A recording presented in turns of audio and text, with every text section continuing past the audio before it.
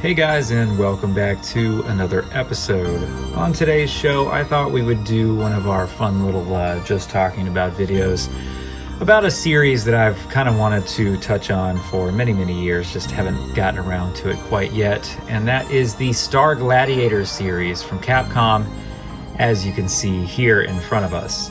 I've had lots of folks on the channel bring up the series over and over again throughout the years, saying that, we should definitely talk about it. It's definitely an underappreciated couple of games. I would love to see a third one at some point. Both games were originally released in the arcade and then ported to their respective home systems. The first in 1996 with the original Star Gladiator right here for the PlayStation 1. And this was a game that I had purchased right when it came out. I hadn't had a chance to play it in the arcade. This was a game that I had read about and was real curious to try, and super excited for it once it came out to finally fire it up. So we're going to take a quick look here at the instruction book. Nothing too fancy. This one did come with just a simple black and white instruction book, but like most games of the era, it does give you a basic idea of how to play the game and a move list for each of the characters, which is pretty cool. I do miss those days when you used to be able to just pull out the manual and check out everybody's moves real quick. I guess now you actually do that in-game most of the time. But anyway, speaking of the characters, there's Saturn. He's the guy I mainly played when I played Star Gladiator, both 1 and 2. But the whole cast is interesting and memorable. Another really cool thing about the series is it has really awesome music, very memorable music, and a lot of these tracks I end up adding to my video game playlist anyways. So yeah, that's Star Gladiator 1 on the PlayStation 1. I'll throw some footage in here too, just so you guys get an idea of what the game itself looks like if you've never played it. And then up next is Star Gladiator 2. Nightmare of Bilstein, as it's called here in the US. This one came out for the Dreamcast in 1999 in Japan. This is the import version. This did also get a stateside release, which is pretty cool, but I do definitely prefer the cover art on the Japanese version, which in most cases is usually better. Let's crack this one open too and take a quick look.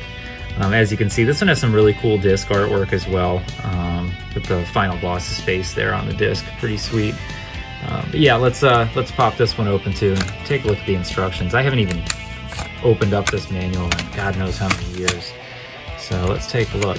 It's still pretty fresh. So, well, see, this one is pretty nice. This one you get the full color, kind of the glossy pages. Yeah, look at that. That's fancy.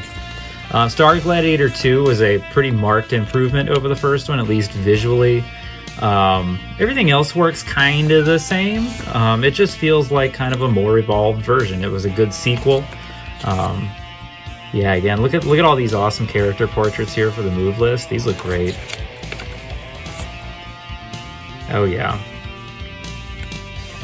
And yeah, this was definitely a must-own on the Dreamcast, which, the Dreamcast is just so awesome for fighting games. Capcom just showed so much love to Sega during the Saturn and Dreamcast era. Maybe one of these days, maybe we'll get lucky and finally get a new Star Gladiator game. That would be super awesome.